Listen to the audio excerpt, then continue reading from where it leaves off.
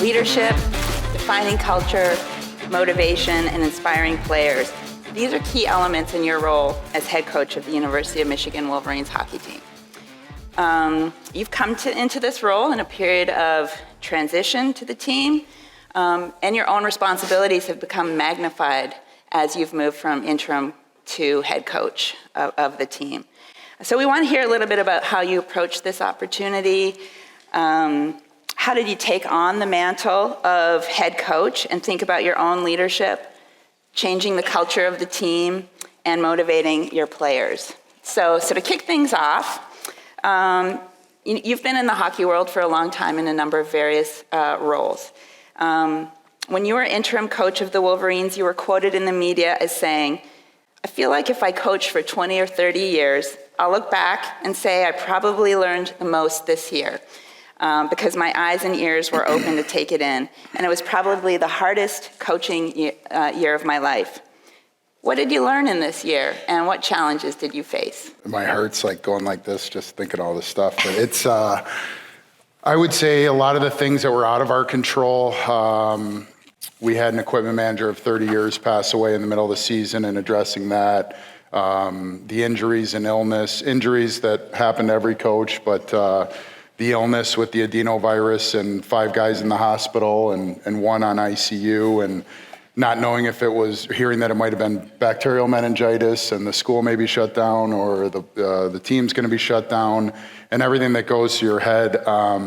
Everything that we went through, like we had a great group of people around us, an even better group of kids.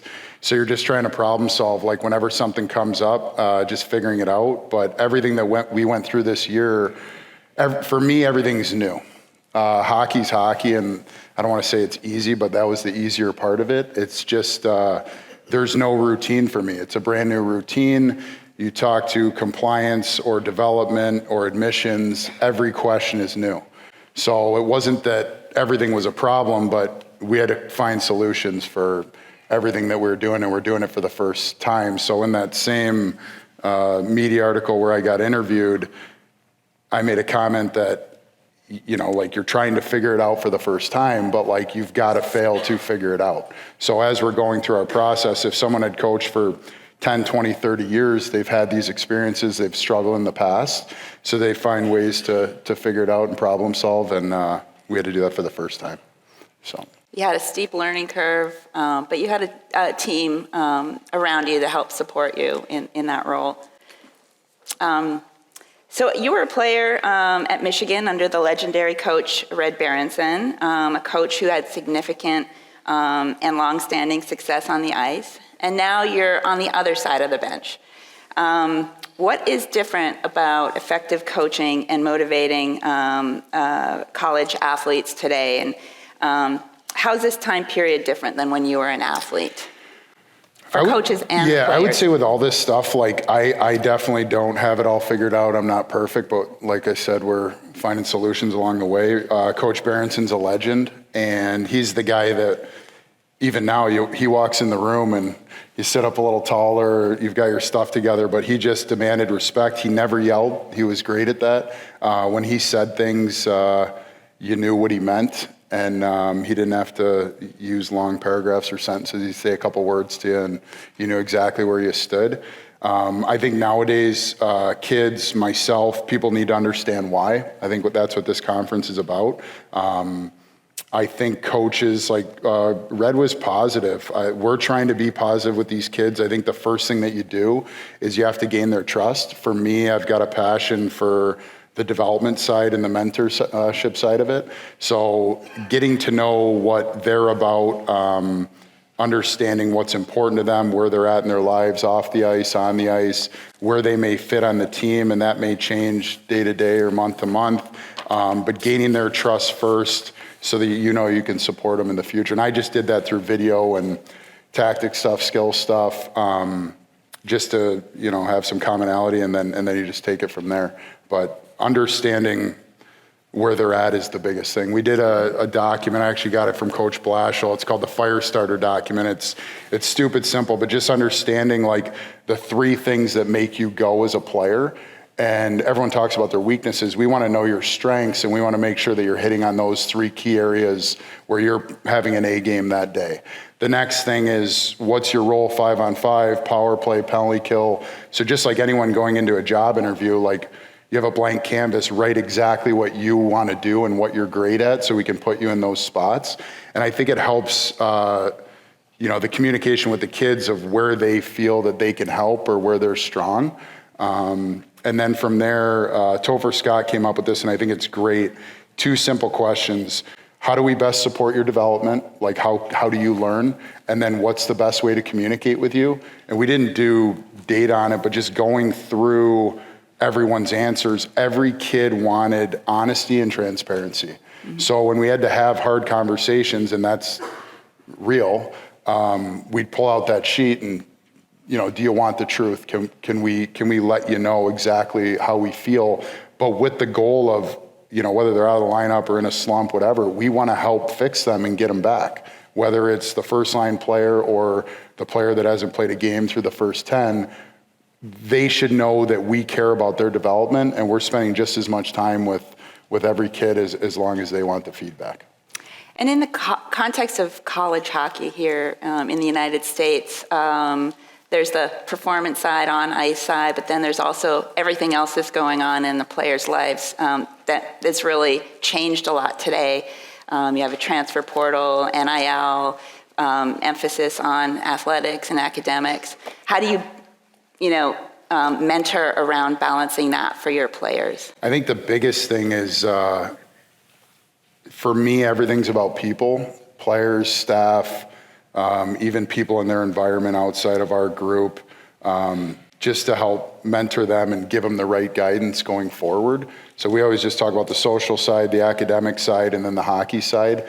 Everyone wants to spend time on hockey and social, but everything's important. If you have the right routine, you should be a high performer in every area. There's nobody that's has a poor routine on the ice, but then is a rock star on the ice. Like, even if they're not performing, there's something that we can help them with. There's a plan of action to get them to where they want to be. So, in academics, you're a student athlete first, so academics should be number 1. But your habits of going to class, taking notes, getting the extra help feeds into everything else with hockey and then socially. Mm-hmm. Yeah, it seems like, much more of a complex environment for athletes today, about everything going on in all aspects of their lives. So you kind of alluded to a few things earlier in one of your answers about honesty and respect. So I want to talk a little bit about the idea of positive coaching, or what some might call like the Ted Lasso approach or effect. And research on positive psychology and positive organizational scholarship suggests that people might be more likely to be motivated, perform better, experience enhanced satisfaction, and be more loyal to leaders who lead through positive approaches.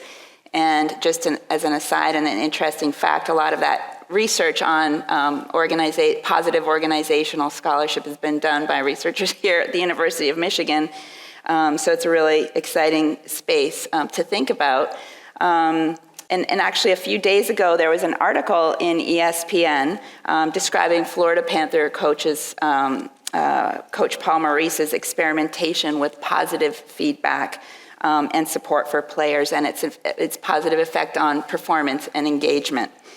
So how do you view this approach to leadership within the context of your team and motivating your team? And do you think college coaches respond better to these types of approaches versus that sort of more old school, harsh, tough, stern approach? I think it's going back to like what I said earlier. I think the first thing you need to do is gain their trust, but you do that by showing that you care and then giving them the honest feedback. It could be through video, through just a one-on-one conversation. There's different areas, like I said, I like doing the video, but just letting these guys know that we care and that we're there for you, but we don't have to fluff it up either. Like Ted Lasso's a show, and I think it's awesome. There's a lot of really good nuggets in there. But like if my kids, we were talking backstage, and I give a lot of analogies with being a parent, but if my kids are eating dinner and throwing their food on the ground and then take the magic markers and draw all over the wall, like I can't be like, Leo, like, you know, hey, you can't do that, buddy. Like, we got to keep it positive here. Like, it doesn't mean that I'm going to verbally abuse him, but I need to let him know that this is not what we do. If a player doesn't stop on a puck or isn't tracking as hard as we want him to, I don't have to go after that player, especially in game. If we have bad body language or something that we really need to correct, we're probably bringing that player outside the group and showing them a clip or having a conversation with them. But it's just being firm, holding them accountable, and being honest with the goal of helping them fix that trait. You know, if I see a player that, and we've probably all had it, that gets frustrated and now he breaks a stick over the boards, me going crazy on him and just screaming with the verbal abuse doesn't help him solve that problem.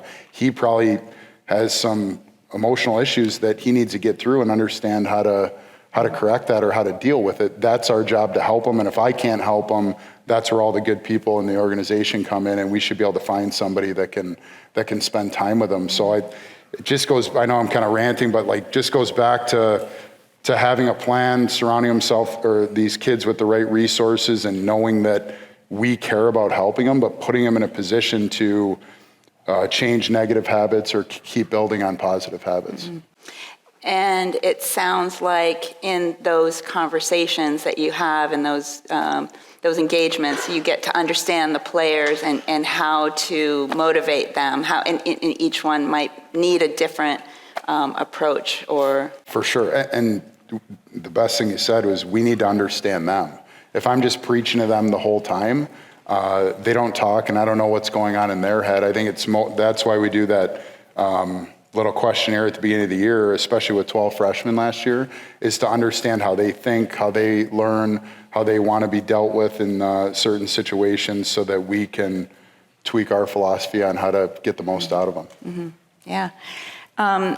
This approach seems to be gaining some traction with coaches in the NHL, where some coaches are finding that it's more productive to build up confidence and encouragement rather than hitting with the constant criticism, and especially with a younger generation of players, young millennials and Gen Z. And we've talked a little bit before, but can you share with everyone some of the specific examples of how you would incorporate some of these positive coaching approaches with your team in practices and games? Maybe just like in video, we know there's going to be mistakes in every hockey game. We're strategic about if we don't show negative clips. We can show teaching clips, but I won't say the player's name. I'll never single out a player in a group setting. I can bring them into my office to do that, especially if I'm really upset with poor body language or just on your own page, whatever it may be. So we keep the clips positive, but teaching clips in a positive way of this is the mentality we want, these are the tactics that we want, and you're showing the visual examples and rewarding other players, letting them know that this is a good thing. And then any teaching clips, it's more about the group than it is about one individual. And then we can bring that guy in. And especially making sure that it's not the same player, positive or negative all the time. So we don't even say negative, we'd use the verbiage of teaching. That's kind of how we do it.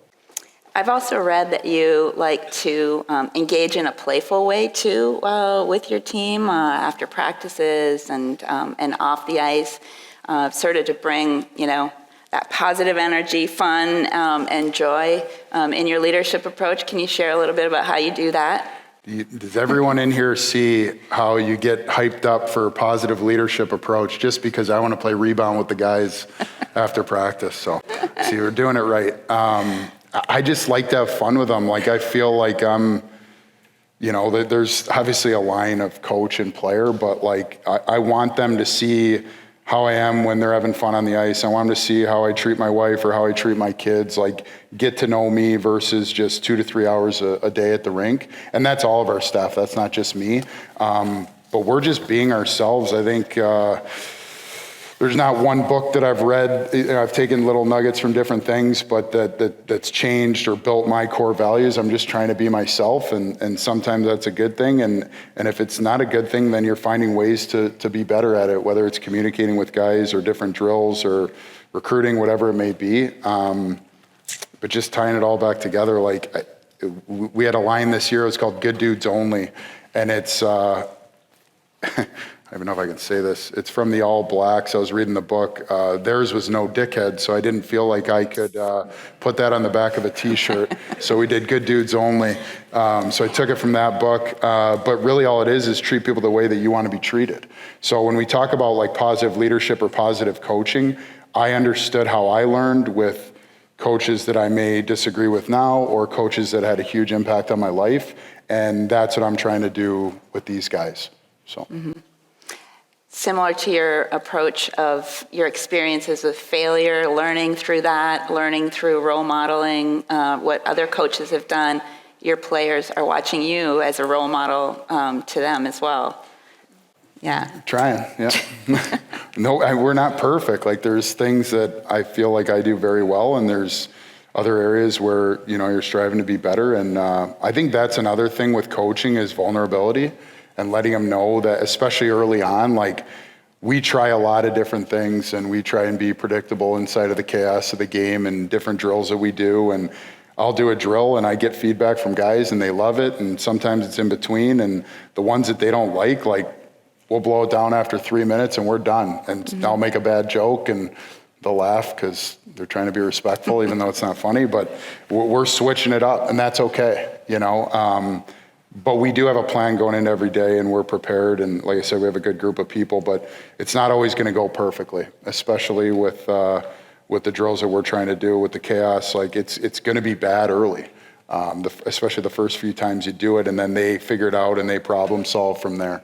I guess it's better to be bad early than bad later when sure. it really counts, yeah, right? When sure. you can experiment and test the waters, so to speak, with that. For sure. Yeah. How would you say you would measure success just beyond the wins and losses on the ice? What would success look like for you as a coach of the Michigan Wolverines hockey team? No, it's a good question. We dealt with it this year. So we didn't win the national championship. We lost in the Frozen Four to Quinnipiac. And I made a comment after to the media that we won this year, and we won because of our culture. And someone asked me the other day, how'd you change the culture? First off, I didn't change it. The players and everyone on that staff changed it. But one way that we did it, to give an example, is when kids walk in the door, we ask them how they're doing. Mm-hmm. When you're asking about their family or their girlfriend or they just got a new puppy, whatever it is, school, we're trying to get to know them and understand what they're about and the type of people that they are. But a win for us is we didn't win the national championship, but all the adversity that was completely out of our control, how our players handled that and band together, that was a big deal. And some of the stuff that I mentioned early, I think that's how you grow. You can't grow if you're not failing.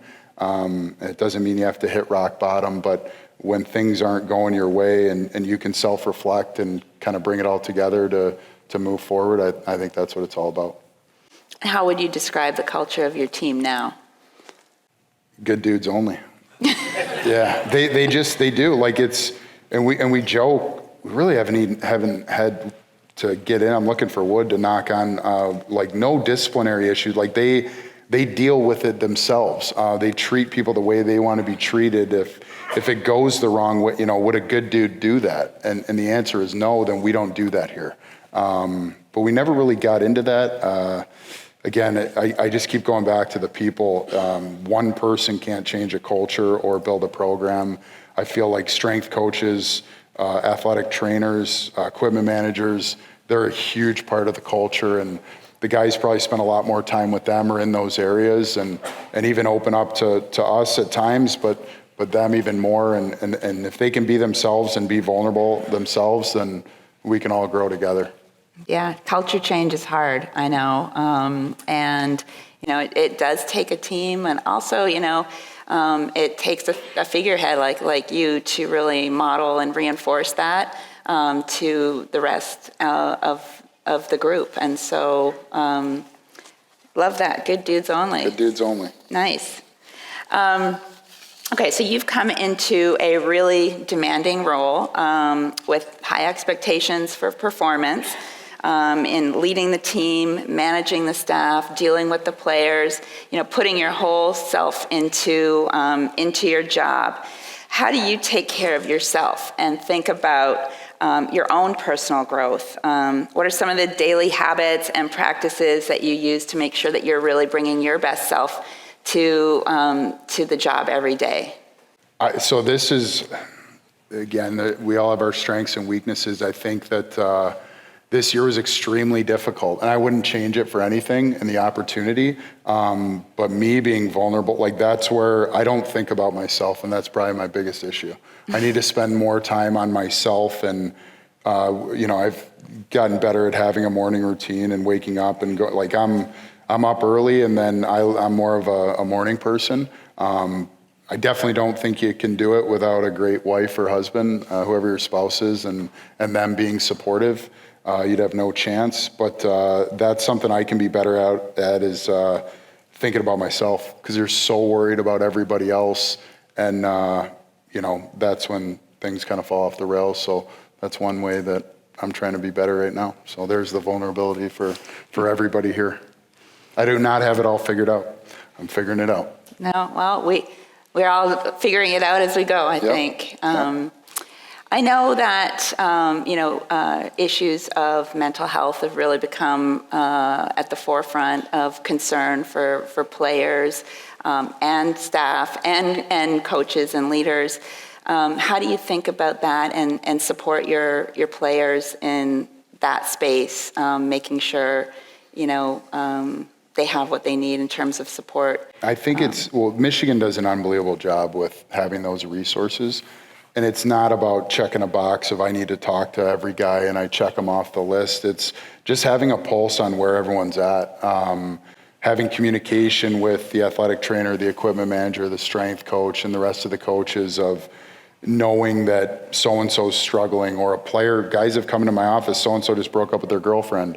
He may be in a bad mood or a very good mood, and his game goes down or up. So I don't know if this is relevant, but we got on a 7-game win streak when 6 of our guys ended relationships with certain girls. So are we planning on doing that in the future? No, but it may be relevant. So I think it's just checking up on these guys, especially with 12 freshmen last year.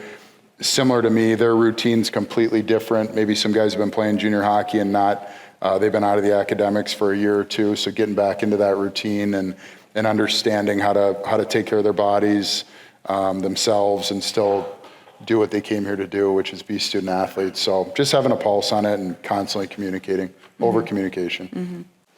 And another trend that's kind of come onto the landscape over the last couple of years in collegiate sport has been name, image, likeness. How does that play a role in how you think about the team dynamic within the hockey? Yeah, it's a huge deal. I think it's getting into hockey more. It's definitely not SEC football, and it never will be at Michigan, and that's all I'll say about that. But I think it's awesome that these guys can earn opportunity to drive more revenue. I think it's even better that some of these collective groups that are starting things, our kids get to give back to the community. They're going to Ellie's Place this Saturday. They've been at golf outings. They've been helping out at Mott's Children's Hospital. And, these are things that have been going on for a long time. For them to have the opportunity to meet people like yourself or other faculty inside the school for future job opportunities, internships, that's what Michigan's great at. I think there's 500,000 living alum right now, and there's a lot of people that want to help. And help doesn't mean just giving money. Mm-hmm. I think people associate NIL with paying players to play a sport. There's way more that goes into NIL opportunities than that, and I think that's what Michigan's getting in front of, and they're doing a great job at it. Mm-hmm. Yeah, there's, the educational component and the growth component can be really elevated through some of these NIL experiences. For sure. That's why they come to college, right? To grow up, to understand themselves, to meet new people, to succeed, to fail a little bit, and then figure out how they want to live their lives for the rest of their time. We're just adding hockey. So it's good. Nice. Looking at the clock, I want to keep things on track here. So maybe this is like a bit bigger question. You might have a lot of space to think about this and to answer. But in the next 3 to 5 years, let's say, what do you think, or what do you see are the emerging issues that coaches need to be thinking about in terms of player development and performance? And what advice would you give? I know you're early in your coaching role, but what advice would you give to other coaches for them to have on their radar and think about? I would say bundling up every single presentation this weekend would be a perfect platform. For me, like last year we hired a director of analytics and 13 data scientists. We built 4 apps for player development.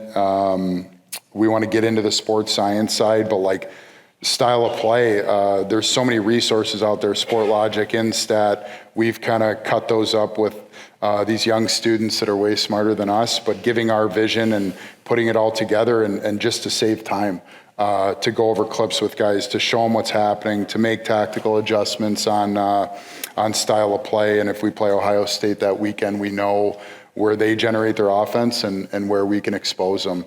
The sports science part of it is huge. And we're going into that next. And I just met with the football strength coach the other day, Ben Herbert, and he's an absolute rock star. And like the type of things that they're doing and tracking, and even just simple things like not crazy platforms with all this data, but like having a plan for everything that you do. This is so simple and I'm making it up, but if you want to get your players to the net or you want to get them to track better, wherever you put value in something, that's what they're going to do. I just feel like everything should be tracked. And data is information that helps us drive decisions instead of just throwing stuff at the wall. So again, I'm kind of ranting, but like that's where we want to take all this stuff. Tracked on ice and off ice. Off ice, correct. That's just the hockey side. Then for me, like I was joking with you earlier, like I haven't done as much hockey for sure as I usually would in the last 6 weeks, but from golf outings to alumni to streamlining operations and different tools and apps or technology to communicate more efficiently with staff, like just making our lives and the players as easy as possible so that we can do what we love, which is coach and spend time with them. I'm just trying to streamline everything, and maybe that's my biggest problem is I want to do it tomorrow and it's going to take a while, but just knocking off one thing at a time and all just player amenities and resources for these guys to have success. What's your top goal for next year? Sports science. So I feel like we got all the individual and team data, like video supported with the analytics and like how we want to play and what we're tracking. I think the sports science, like we're already doing the load management, which a lot of people do. So we know, what drill is a green, red, or yellow, and it's going to be high intensity or low intensity, and building that up to peak for the weekend or mapping out the entire year with the load management. I think we can do more from a nutrition standpoint and then in the gym. Awesome. This has been a great conversation, Brandon. I have appreciated hearing about your approach to coaching, ideas of positive leadership on and off the ice, your own personal development. I know it's almost lunchtime. I can hear people getting ready. I don't want to stand in the way of lunch for you. So just thank you so much for you participating today. Thank you.